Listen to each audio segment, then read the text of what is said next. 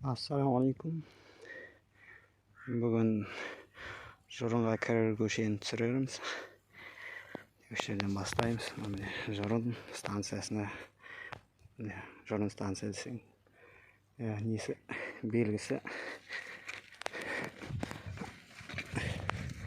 Мына не электр станция. Анау тұрған айылдама.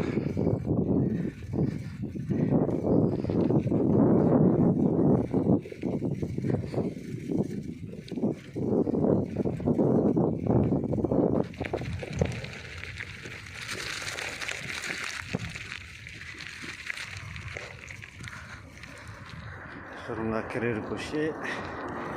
Көшенің аты біз Алматы көшесі дейміз. Нақты атын қараймыз.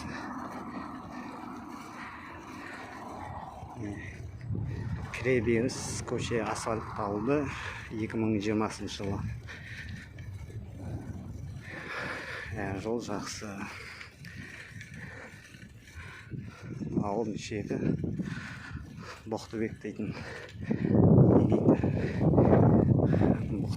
аудан. Біреулер Боқтыбек дейді, мен Боқтыбек деймін. Өйткені Боқтыбек дейтін көп ауылдарда бар екен.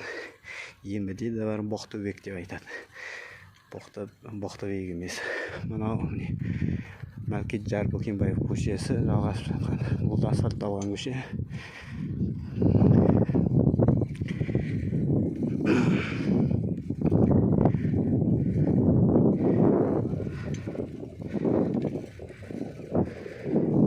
Бұрын үйлер болған секілді. Бар үйлер бар енді.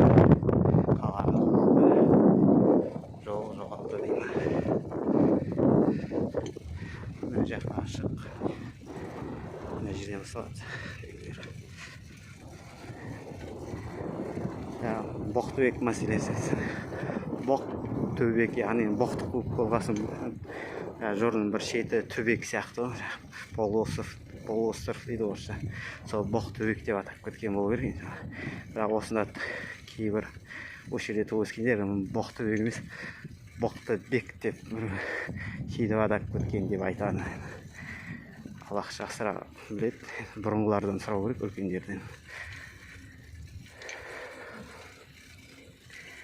Мынау Жанғожа Батыр көшесі болу керек. Екі жақта үй салынған жаңадан. Бұл да осы жақында асфальтталды. Бір апта болды асфальтталғанына.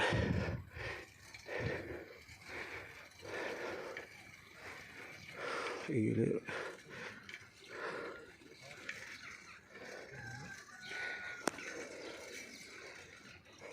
Ассалаумалейкум.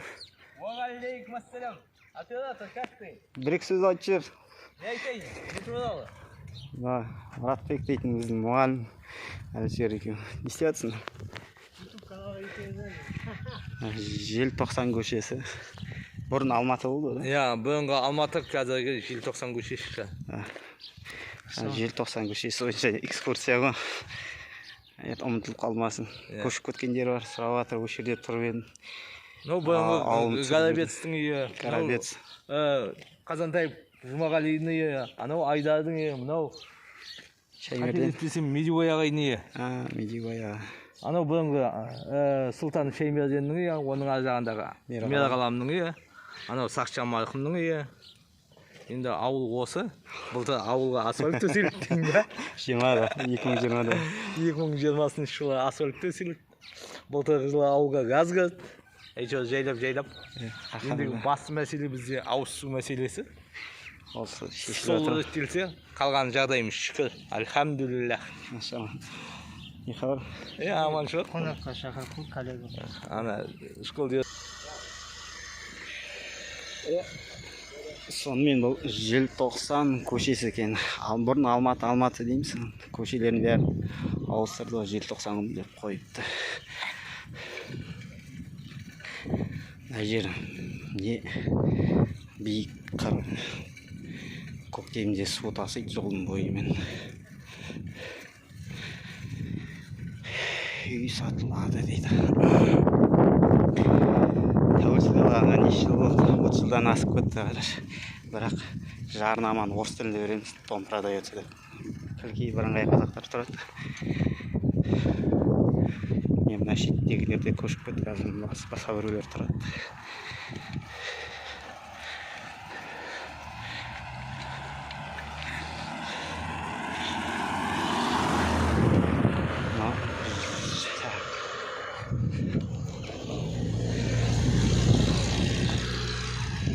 Шынар көйіп кетті.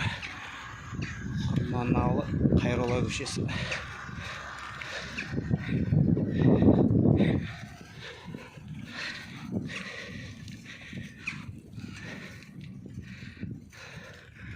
Анау Теле2 Алтылдың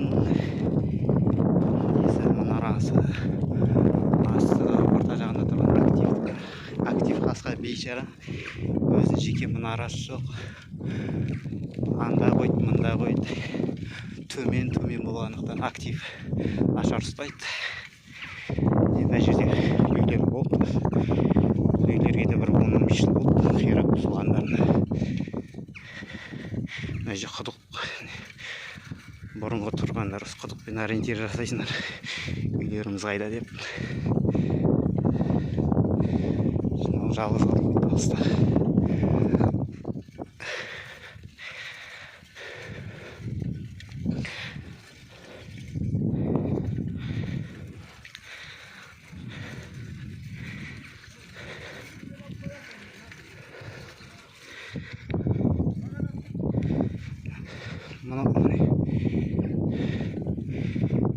Алдымызда жатқан ұзыннан сұлап Батпенов көшесі.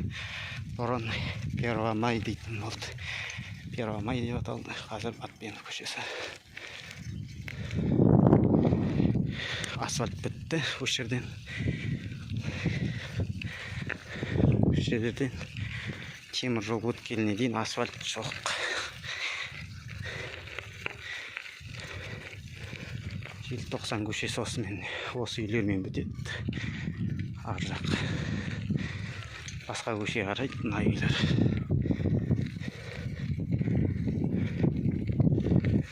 Міне темір жол бойы. Мына жерде баяғыда сельхозтехника болды. Қирандыдан басқадан болған жоқ орында. Мынау элеватор қирап жатыр. Әже кісі болды. Кісі қытыда мен көресің. Талдар қалып, басқа ештеңе жоқ. Бәрін бұзып кетті. Осы мен Желтоқсан көшесі бойынша кішігірім экскурсиямыз аяқталды. Келесі видеоларда басқа көшелерді саламыз.